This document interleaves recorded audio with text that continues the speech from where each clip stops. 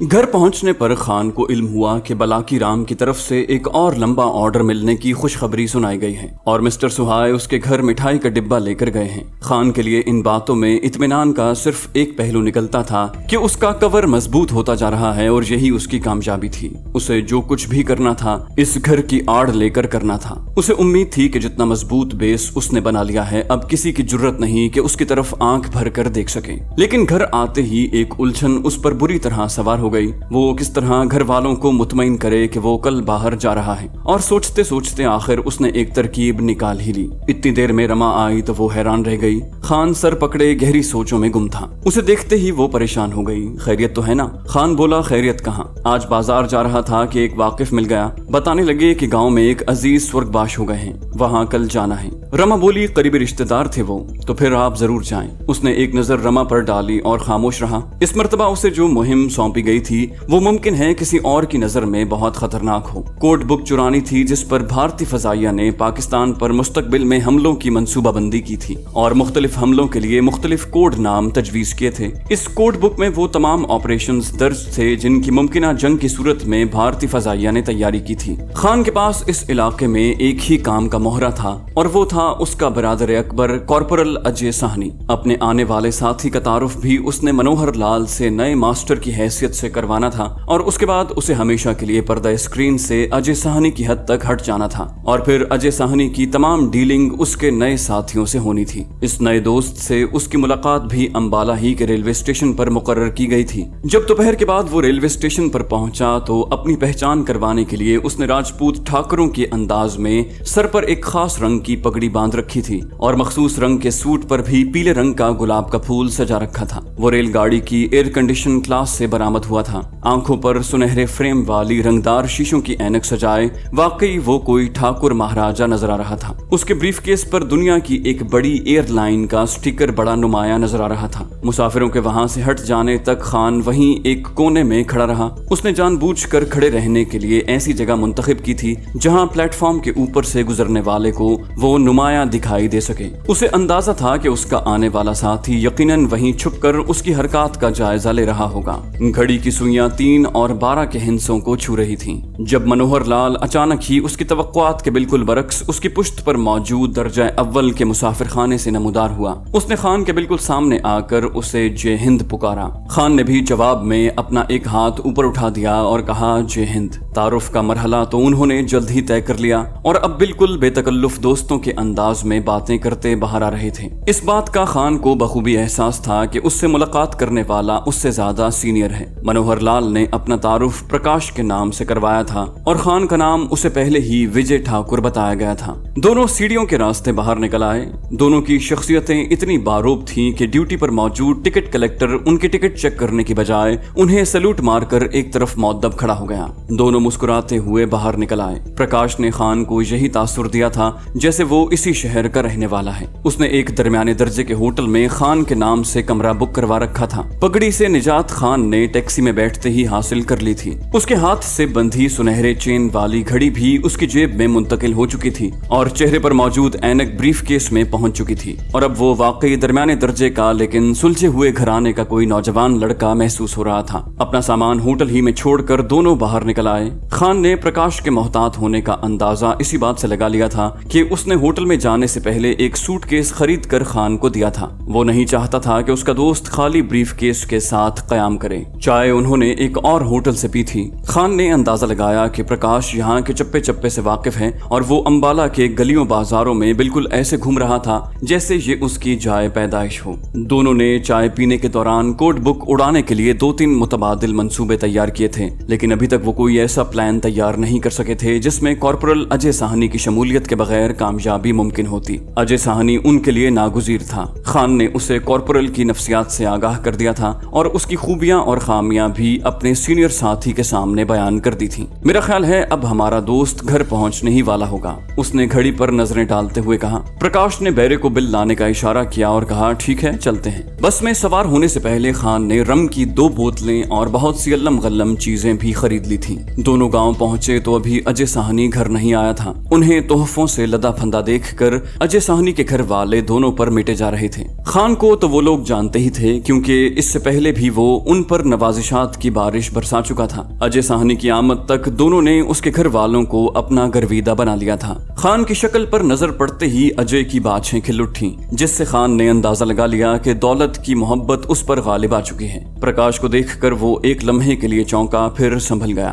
रम की बोतलें अजय को प्रकाश ने पेश की थीं। ये उसका कमाल फन था। वो अगले आध घंटे में अजय साहनी से इतना घुल मिल गया था कि खान भी दिल ही दिल में उसे दाद दिए बगैर न रह सका। थोड़ी देर बाद तीनों घर वालों के साथ ही चाय पी रहे थे। चाय के खात्मे पर तीनों जरा खुली हवा में घूमने के बहाने घर से बाहर निकल आए। अजय के बाप की यहाँ चंद मरले जमीन थी जिस पर वो लोग मौसम की मुनासिबत से कुछ न कुछ काश्त कर लिया करते थे। तीनों इस काश्त शुदा फसल के बीचों बीच चलते हुए खेतों के एक कोने में मौजूद खाली कतई अराजी पर पहुंच गए। एक मिट्टी के कमरे से साहनी ने 2 चारपाइयां निकाली और वो तीनों वहीं बैठ गए। गुफ्तगू का आगाज अजय साहनी ने किया और खान हैरान रह गया जब अजय साहनी ने अब तक न मिलने का शिकवा करने के बाद उसे बताया कि वो उन लोगों के लिए और भी बहुत सी काम की चीजें जमा करता रहा है। ये बड़ी खुशाइंद पेशरफ्त थी जो कॉर्पोरल अजय साहनी की तरफ से हुई और अपनी बात के खात्मे पर उसने अपनी जेब से प्लास्टिक के एक लिफाफे में लिपटे कागजात निकाल कर उन्हें पेश किए। ये कागजात भी उसने उसी कमरे में कहीं छुपा रखे थे।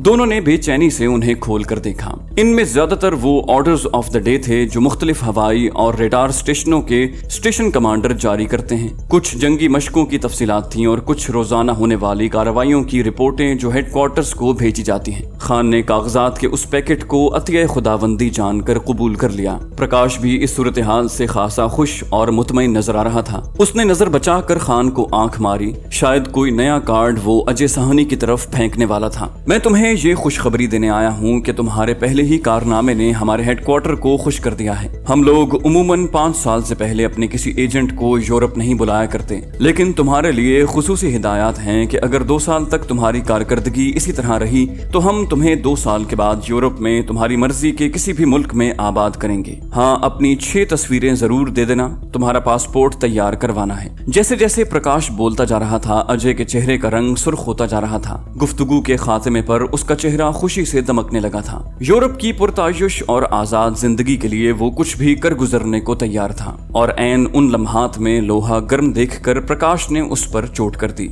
अब हम लोग एक और काम तुम्हारी मदद से करने जा रहे हैं।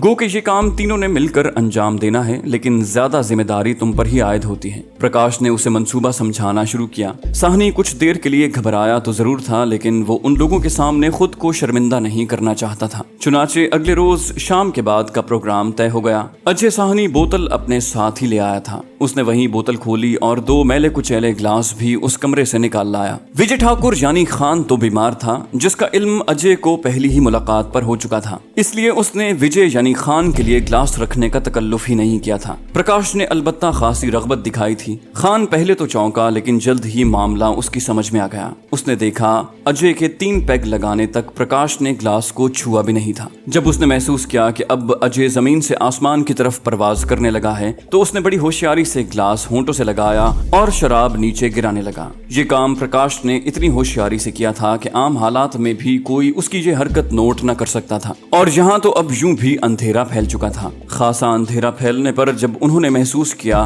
कि गांव के लोग सर्दी के बायस अपने घरों में बंद हो चुके हैं तो वो नशे से धुत कॉर्पोरल अजय साहनी को सहारा देकर घर ले आए। खाना सब घर वालों ने इकट्ठे ही खाया था। तीनों ऊपर चौबारे में चले आए। अजय को होश नहीं रहा था। वो जल्द ही गहरी नींद सो गया, लेकिन खान और मनोहर लाल यानी प्रकाश काफी रात गए तक अपने मंसूबे की जुजियात का जायजा लेते रहे। अलसुब अजय मामूल के मुताबिक बेदार हो गया। तीनों इकट्ठे ही बाहर आए थे और एक ही बस में अंबाला रवाना हो गए। अजय ने शाम के बाद ही से इस मंसूबे पर अमल शुरू करना था और शाम 7 बजे तीनों ने एक जगह इकट्ठे मिलने के लिए मुंतखब कर ली थी। ये वक्त प्रकाश और खान ने इस होटल में और फिर फिल्म देखकर गुजारा।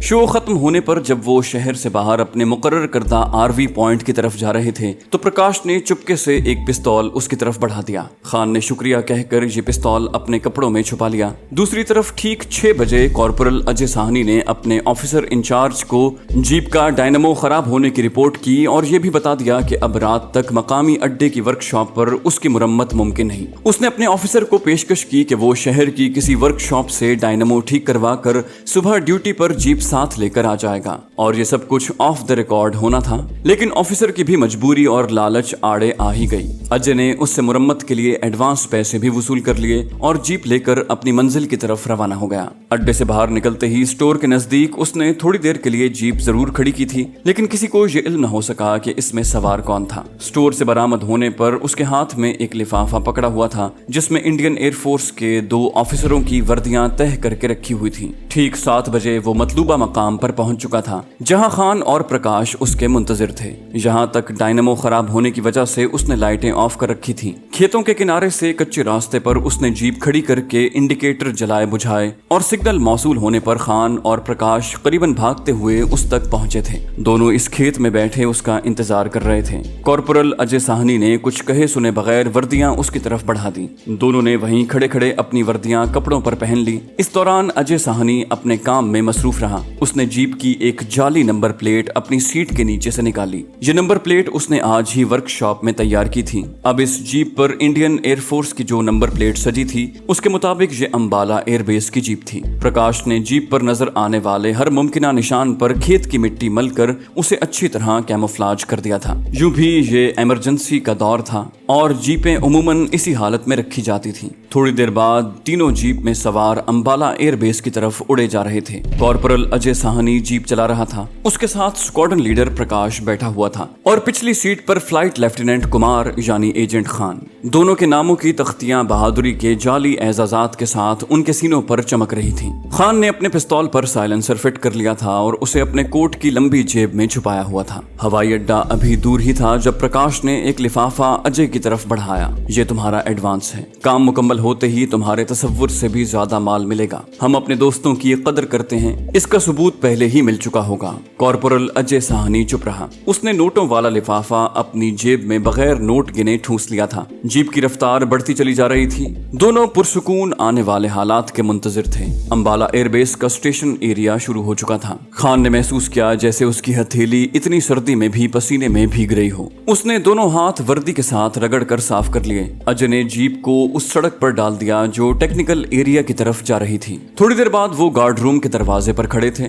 फौजी जीप को देखते ही लकड़ी का बैरियर ऊपर उठता चला गया। अजय ने अपने कोट के कॉलर खड़े कर लिए थे और चेहरा इस तरह झुकाकर जीप चला रहा था कि पहली नजर में उसकी शनाख्त मुमकिन नहीं थी। जबकि मनोहर लाल अमीराना ठाठ से उसी तरह अपनी सीट पर जमकर बैठा हुआ था। उसके कंधे पर सजे निशानात देखकर ड्यूटी पर मौजूद गार्ड ने उसे सैल्यूट किया और अजय साहनी ने जीप आगे बढ़ा दी। अड्डे की तमाम बत्तियां बुझा दी गई थी। इमरजेंसी की वजह से एयरफोर्स के तमाम स्टेशन खुद को हालत जंग का शिकार समझते थे और मुकम्मल ब्लैकआउट रहता था। जीप को सड़क से हटाकर स्टेशन कमांडर के दफ्तर के पीछे वाले दरख्तों की तरफ ले चलो। मनोहर लाल ने सरगोशी की। Okay okay. Corporal Ajay Sahni को 2 अल्फाज अदा करने के लिए भी बहुत जोर सर्फ करना पड़ा। इंतजामी दफातर 5 बजे के बाद बंद हो जाते थे, लेकिन उनका छोटे अफसरान पर मुश्तमिल अमला रात को भी ड्यूटी पर मौजूद रहता था। करीबन हर दफ्तर में कोई न कोई जिम्मेदार आदमी किसी भी जवाबदही के लिए मौजूद होता था। कॉर्पोरल अजय साहनी ने बड़ी फुर्ती से जीप दरख्तों के ऐन दरमियान कैमोफ्लाज के लिए उगाई गई झाड़ियों में इस तरह छुपा दी थी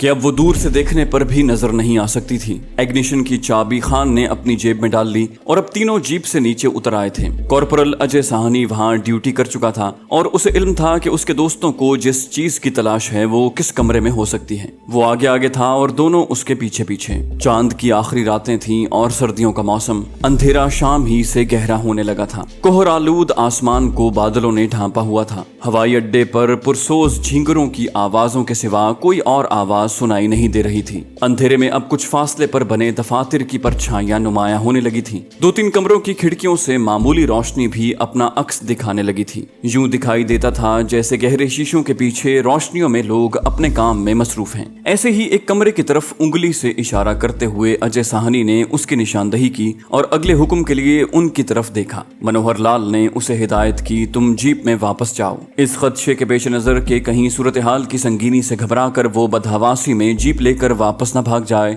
खान ने चाबी अपनी जेब में पहले ही रख ली थी। उन्होंने अजय को अपनी जाती हिफाजत के लिए रिवॉल्वर तक नहीं दिया था। वो कोई ऐसा काम नहीं करना चाहते थे जिसमें किसी किस्म का खतरा मोल लेने का एहतमाल हो। इस बात के शवाहिद मौजूद थे कि इस कमरे में न सिर्फ कोई मौजूद है बल्कि वहाँ बाकायदा पहरे का बंदोबस्त भी है। दोनों ने एक दूसरे की तरफ देखा और आंखों ही आंखों में पेश आमदा हालात से निमटने की हिकमत अमली तैयार कर ली। खान ने झुककर प्रकाश के कान में सरगोशी की और तन कर खड़ा हो गया। प्रकाश ने उसके कंधे पर थपकी दी और दबे कदमों लेकिन बज़ाहिर लापरवाही से उस कमरे की तरफ चल दिए।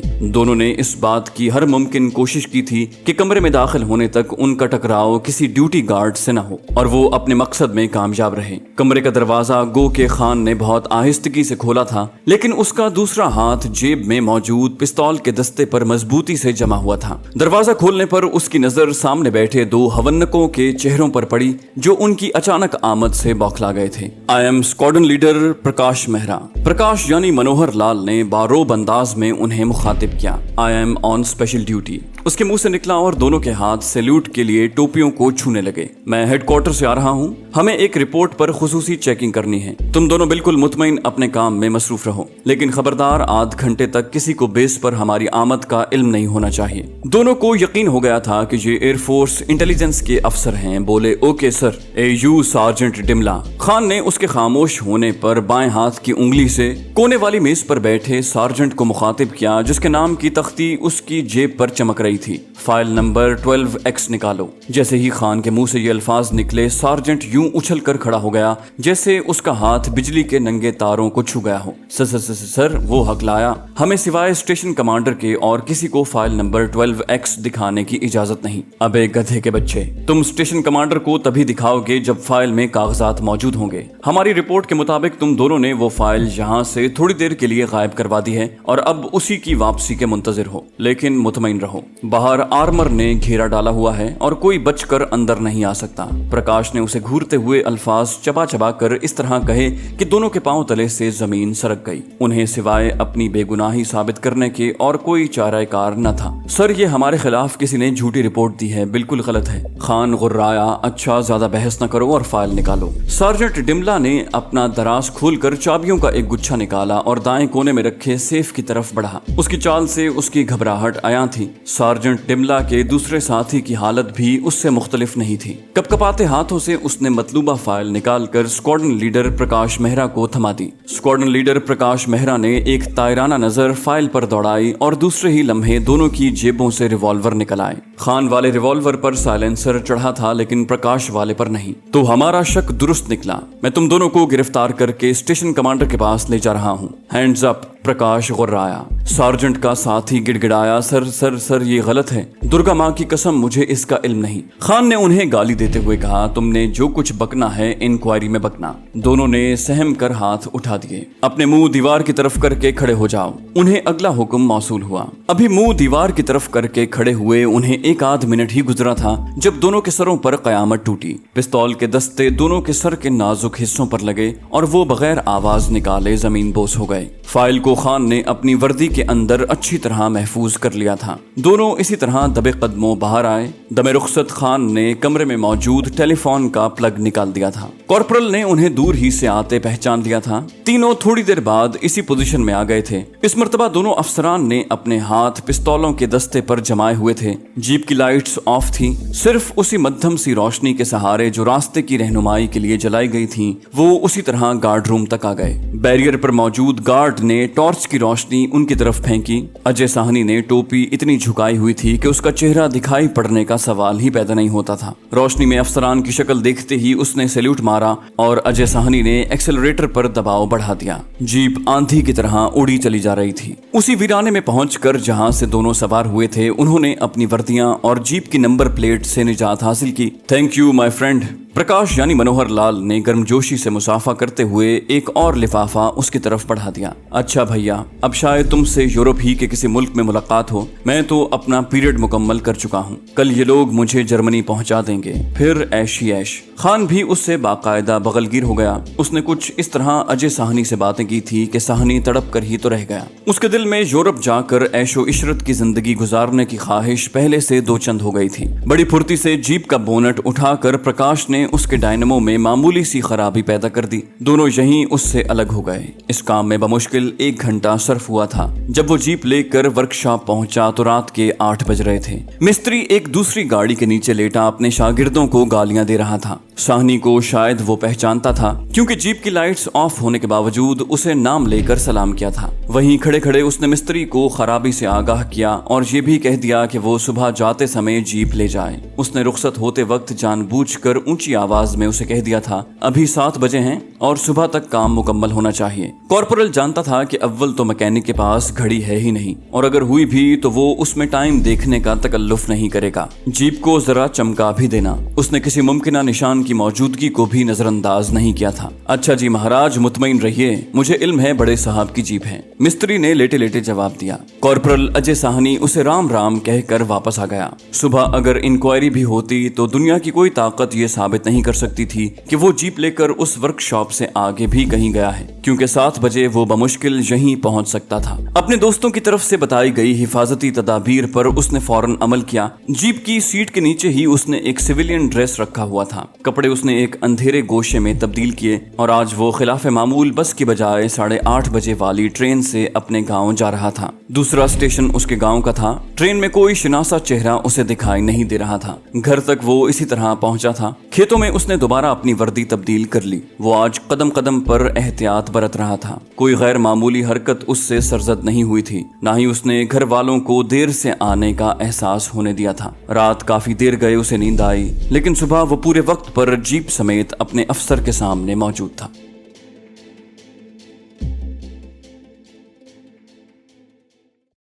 तो दोस्तों, ये थी हमारी आज की एपिसोड। उम्मीद करते हैं आपको हमारी कहानी पसंद आई होगी। जाने से पहले इस वीडियो को लाइक कीजिए और शेयर करना मत भूलिए। कमेंट करके हमें बताइए कि आपको हमारी वीडियो कैसी लगी, और अगर अभी तक आपने इस चैनल को सब्सक्राइब नहीं किया तो इसे सब्सक्राइब कीजिए और बेल आइकन दबाकर ऑल नोटिफिकेशंस ऑन कर लीजिए।